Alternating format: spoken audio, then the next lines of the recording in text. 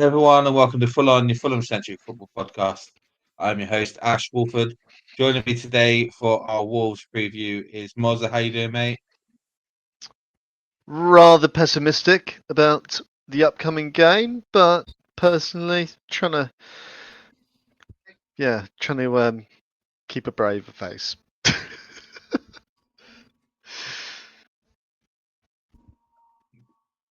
Yeah, fair enough. And AJ, how you doing, mate? Living la vida loca, my friend. I am doing just as well as I possibly can be under the circumstances. Fair enough, fair enough. Let's get into it. Obviously, we're here to part two of today's episode of Full-on. It's been quite a strong week for us. We've had to do 4 episodes to cover the games coming up. We're here to talk about the Wolves game coming up on Saturday afternoon. It's already looking like it might be a relegation 6-pointer, which is slightly frustrating to have to say 10 games into a season. But I think realistically, we have to look at where we are at the moment and how things are going. We are in dire straits, and I think it's fair to say so are they. AJ, going into this one, we look like we were a few players down again. Even more players added to the injury list. We don't know the extent of Rail's rib injury that he may have. Looks like he might have sort of redone again on Tuesday night against Wickham. What should we expect squad wise for this one? You know, what are you hoping we might see available for us on Saturday?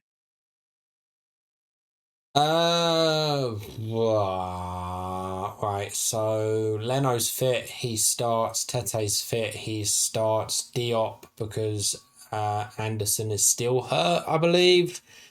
Bassi because he's Bassi, and apparently Cuenca got a knock. Young left back. Lukic, Berge, both fit again, both going to start in midfield. King, I'd hope is back in the lineup, although I suspect, based on the fact he played a full 90 in the cup, we're probably going to see Emil Smith Rowe. And then we get to the who do I expect to see, who do I want to see. I expect to see Iwobi and the Donkey on the wings. I hope to see King and anyone else. Not King, sorry. Kevin and anyone else, but we'll have to wait and see. As for Roll's injury, I imagine if it's a rib injury, they'll give him a deep heat and make him play anyway, because God forbid we play anyone else at striker. But there is a little scratch in the back of my head that's telling me we beat this team last time playing 3-4-3 with Sessegnon as a left wing back. Maybe we do the same thing and have Castagna as a right wing back. Drop any actual wingers and play King and Iwobi as sort of two false tens, with probably a Adama Traore up front. God, the idea of Adama Traore playing our striker on Saturday, it worries me beyond anything. I think you're not too far off personally. I think we've got a real issue with Rails not fit because we know that Marco Silva doesn't really uh, fancy the fancy certain players. Yeah, we know that he has favourable players. We know that we dropped a few players in the game on Wickham on Tuesday night. I think you're going to be right about the midfield. It's a really tough one, this one, because looking at Wolves so far this season, they've been really poor all over the pitch, right? But I still think that we are really going to struggle in midfield against them because I really don't like this Sanderberg Lukic double pivot in midfield. I think it doesn't offer us anything.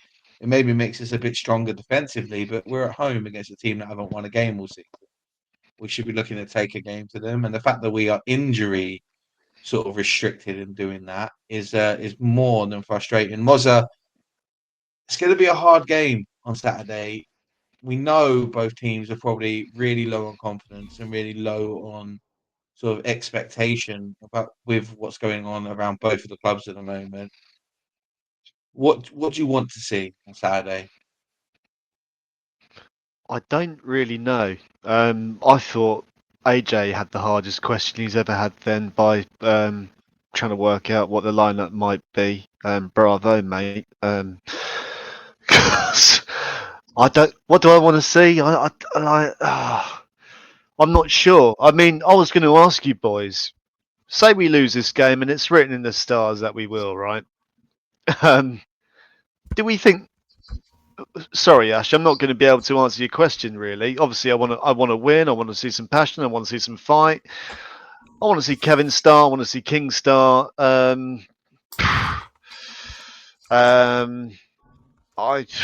Yeah, that's all I can say for now. But what I want to ask you boys is, if we lose,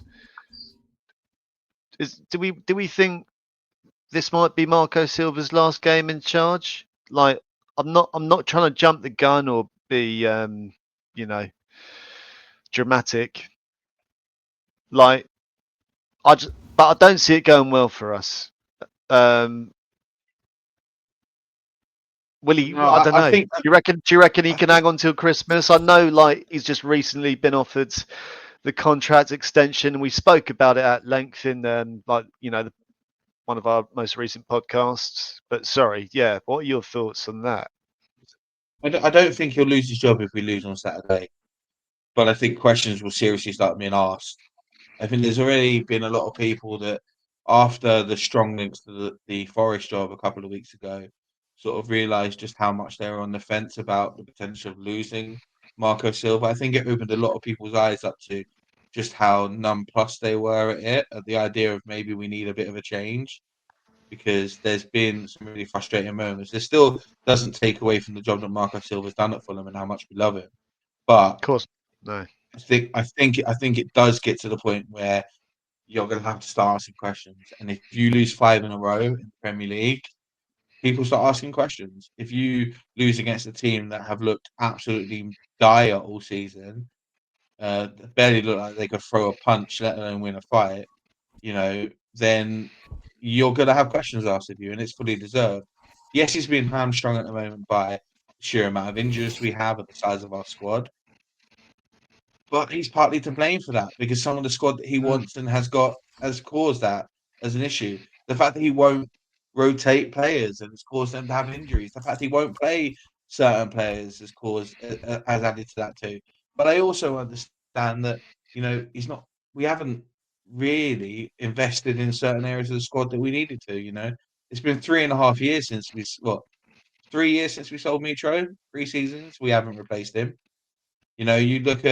You look at certain areas of that midfield, we're weak in positions. We don't have, other than Adama, and it's going to be Adama on Saturday, because we don't have any other right wingers, because all 3 of the others are injured. But what about It's if you one of did those switch things. like you said last night? That might have been possible. What was that, mate? You said about switching. If Traore wasn't in that position, I can't remember what your suggestion was. My I suggestion mean, was leaving Traore and Wickham. It wasn't to play him on Saturday. send him back to Wolves. Yeah, I wouldn't even send him back to Wolves. I don't think Wolves would want him in the state he's in at the moment. I think at the moment we've got a real lack of energy. We've got a real lack of Yeah, confidence, and it's becoming more and more obvious when you watch games that it's there. And it's with those players that were slightly more fringy, that have having to come in because of injuries, that we're seeing it. You look at Adama, who has probably had 10 good minutes of football all season, and the rest of it has been really, really poor. He's really lacking confidence. You could really see that on Tuesday night against Wolves. I don't think that we as fans helped that, because every time he made a mistake, he was made aware of it. But I can't really moan about that, because I was part of that. And it is visceral when you see it. You look at Kevin. Kevin's still struggling to get in at the moment. I think it's because he's very right-footed, and he's very, very calm on that, which is why it frustrates everyone so much that Marco has to play inverted wingers, and he can only play inverted wingers. There is some frustration there, but Marco's been hamstrung a little bit by injury. So I think it's a bit early to be saying, yeah, if he might lose his job. Don't get me wrong, I wouldn't be shocked. Yeah, But that's what I mean. Yeah. I think he's got enough in the bank to not have to worry about that at the moment, especially with them trying to get him down and sign a new contract. I think what, as I say, has opened a few people's eyes is I think the Forest situation has maybe made some people realise just exactly what side of the fence they're on, and I think it hasn't helped. What hasn't really helped Marco's situation is there's a clear gap between his ambition and the ownership's ambition, and it's whether or not that is either bringing him down in his performances, or he doesn't see the point in doing any better because he won't be here next season to have to deal with it. It's one of those things that we have But to go into it. I see a couple of players like echo that though. Like Ryan Sessegnon looks pissed off, like a hell of a lot. I don't know if he just might have a resting bitch face, for want of a better phrase. But yeah, a couple of like there seems to be an awful lot of frustration.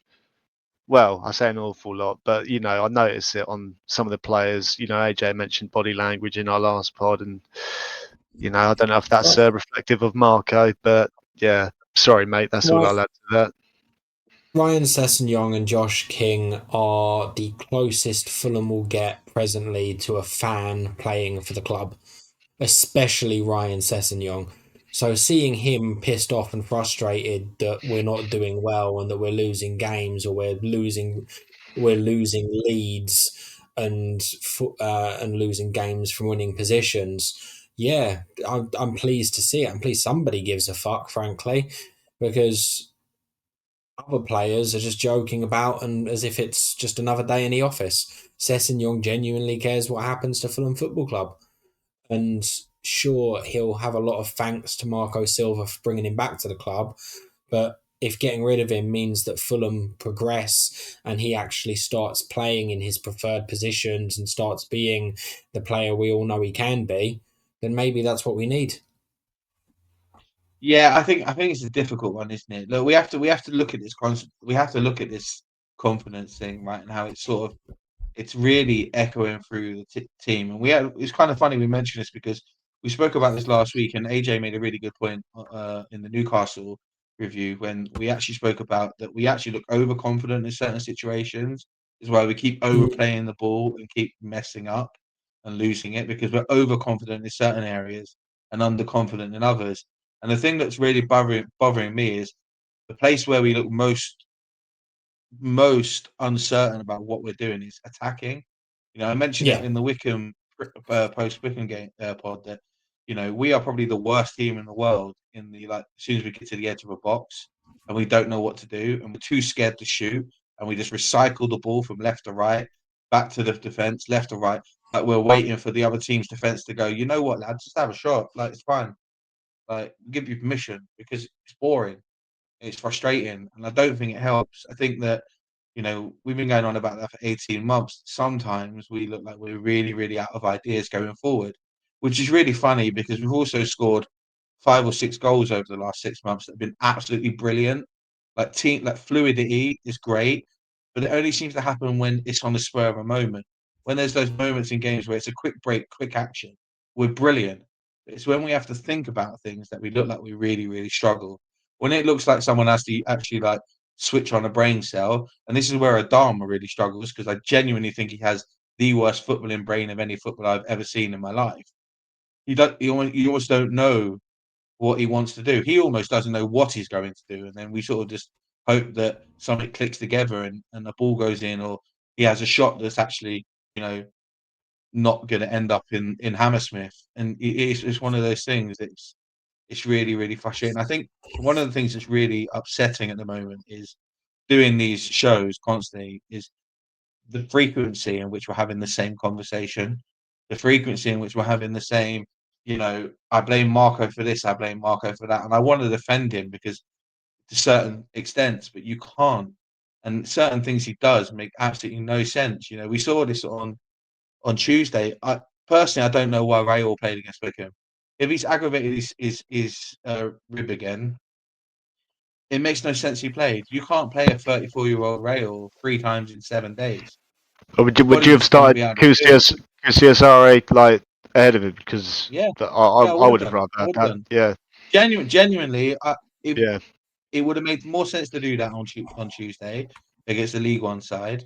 It would have made sense to bring up a couple of the under-21 strikers on, Yeah. and to be on the bench than it would to have Rail play 3 games in a week. And if you look at it, if there was one game you're going to want Rail in, it's going to be this one against Wolves, because he knows how to play. He scores against them when we play against them. He does well against them when we play against them, right? He always has done, right? He's one of those players, but I'd rather have him for Wolves than Wickham. And it Yeah. looks like at the moment, that we're not going to have him for Wolves because he was paid at Wickham needlessly. I know that people are out there going to be watching, but we have no other fit strikers other than a Kouassi. And then you look at it and you If go, you okay, can't I put, understand what you're saying, but we got to be smart with the way we're playing. And this is my problem at the moment, is that I don't think Marco's using his squad correctly. We see it when we moan about subs. We see it when we moan about formational changes. We see it when we moan about certain things that are going on. And as much as I feel sorry because of the amount of injuries that we have, and that's hamstringing him, he makes it worse for us. There are moments in games where we see it all the time. That Iwobi always playing out on the left wing, even though every single time he steps inside the pitch, he's much better. Marco gets annoyed because he's having it pointed out to him that fans have noticed that and they want to see it more, but he doesn't want that because it means he can't play Iwobi out on the wing where he wants him to be. Can It I is just also frustrating. add? I don't see Ryan Sessegnon being played in any other position apart from left back for however long he's left with, like however long he stays with us this season. I will be I don't have. amazed if he's moved out of that left back position unless he's on the bench. I don't have a problem with Ryan Sessegnon playing left back as much as I No, don't think neither he's a do left. I. Yeah, But that's there, my my point. problem is that it's not him. It's not Ryan Sessegnon that's playing that position. It's you know, we have players that look better in other positions, and he just will not Yeah, try them. Look at Harrison Reed on Tuesday that's, night. It was brilliant. I thought Harrison Reed was brilliant on Tuesday. needs He more. was Yeah, subbed off. need more of him. He was Yeah, subbed off. He's not gonna play on Saturday, and he didn't play at Newcastle. So why isn't he completing 90 minutes? Why is Josh King completing 90 minutes? You know, you look at Wickham on Tuesday night. So we didn't even use all 5 subs we could have used. So we could have brought on another substitute. We could have given one of those younger players another shot. We could have brought on a misser would you? at left back yeah, and and moved missing. Yeah, Ryan Sessegnon up to the wing and taken the Adama off. But we didn't. We had to put up with having the Adama on the pitch for a full 90 minutes. Looking like a headless chicken. It's one of those things. It's really, really frustrating. And I think at the moment it's hard to do these shows and talk about Fulham without being really panicked and really worried about what we're going to see coming forward, because it's just not great, and it's really, really worrying about what products we're going to put out on the pitch. And I hate using that word, but you know what I mean. It's just we don't know what we're going to see. AJ's done a brilliant job at the start of the show trying to sort of work out what team's going to play. But even then, yeah. you just don't know what you're going to see, and it's really, really frustrating. Do any of you guys have anything you want to add about the game? Anything you think we might see? Anything you hope that we might Well, do? my biggest Oh, worry at time of recording is that although Wolves lost to Chelsea in the cup the night before, they still managed to put 3 past them. That makes my my arsehole widen a little bit. Sorry, thankfully, that's a bit vulgar, but That yeah, was a bit I'm much. I'm That was a I'm, bit much. I'm sorry. Well, in other words, I'm shitting myself a little bit, but I don't. I don't thankfully, even our backup centre backs are better than Tosin Adarabioyo, though. well, Yeah, yeah, yeah. It is what it is. Let's lads. Let's end this one like we always do. Players to watch on both teams in the scoreline prediction. Trying to be positive. I don't know how positive we can be. AJ, start with you, mate. Can I have a player to watch on both teams and a scoreline prediction, please? Andre, Emil Smith-Rowe, 0-0. Yeah, good. We're looking forward to this one then. Mozza, how about you, mate? Yeah. Sorry, that was. I've never heard you do an answer that quick, AJ. Fair play. I was going to say Andre as well. Player to watch for us. Bloody hell. That's why I didn't deliberate on it. I just picked someone out of a hat and went, "Fuck it, that'll do." I'd say, do you know what? Like, I don't want to slag off Adama any more than he already has been, and deservedly so. But also, I don't want to point him out as a player to watch because I don't want to watch him. Goodness me. Kevin. I want to see. I want to see Kevin start. Will it happen? Probably not. I don't know. Scoreline prediction. 67th I'm minute saying. he comes on. Sorry, mate. Say that again. 67th minute, Kevin comes on. Same time every game, like clockwork. Yeah. I've sorry to be negative. I think we're going to lose 2-0 Wolves. 2-0 to Wolves. Okay, well, that does worry me massively.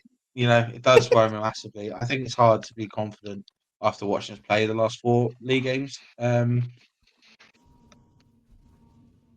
don't see where goals are coming from for us. With Rail's not playing. If Rail plays, that'll be where our goals are going to come from. I think this is going to be a big game for our defence and our midfield, as we always say. But yeah, I think Andre's the player you worry for because it's always the what if players that come back and bite us on the arse. And for us, it's whoever plays, either ESR or Josh King, is going to be really important.